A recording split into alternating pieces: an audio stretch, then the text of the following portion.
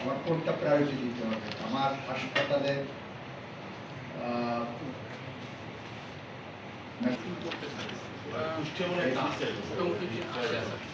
যদি ফাইন্যান্স করতে চাই সেটা লোন হিসেবে না গ্রান্ট হিসেবে?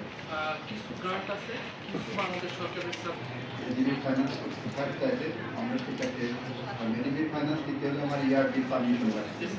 ইয়ারডি পারমিশন আমি নিয়ে নেব, সেটা আসলে কিন্তু আপনার একটা প্রস্তাবনা যেহেতু ঝিনেদার সন্তান এই থেকে আপনি এক্সপার্টাইজ আছে একটা প্রতিবেদন একটা দিয়ে আসেন।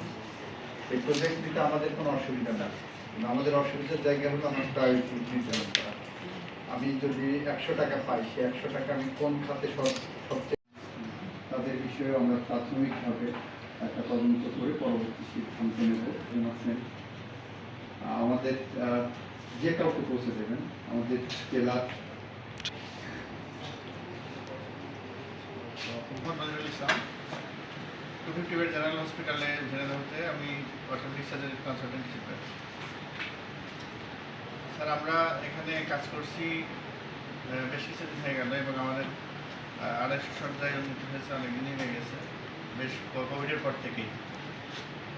তো এখন 250 বেড হলেও আমরা প্রায় প্রতিনিয়ত আমাদের হসপিটালে 500+ রোগী থাকে। পোস্ট আছে সেগুলো তো অনেকটাই ফাঁকা। ডাক্তারদের পোস্ট আছে প্রায় 88, সেখানে মাত্র 42 জন আছে।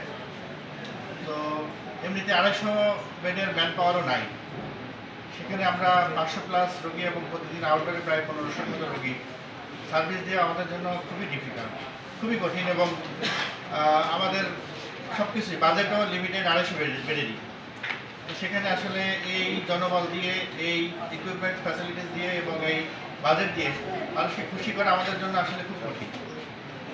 তো সেক্ষেত্রে যাতে খুব দ্রুত এই জনবল যেগুলো নাই সেটা একটা নিয়োগ হওয়া দরকার, এক নম্বর। দ্বিতীয়ত অতি সত্বর যেন হসপিটালটাকে মানে 500 বেডে উন্নীত করা যায়, হ্যাঁ, সেটা একটা ব্যাপার।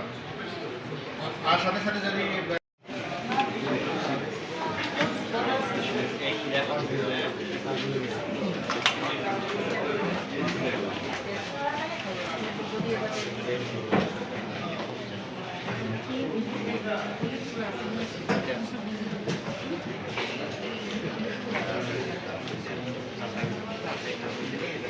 সামনে যেন লাগছে না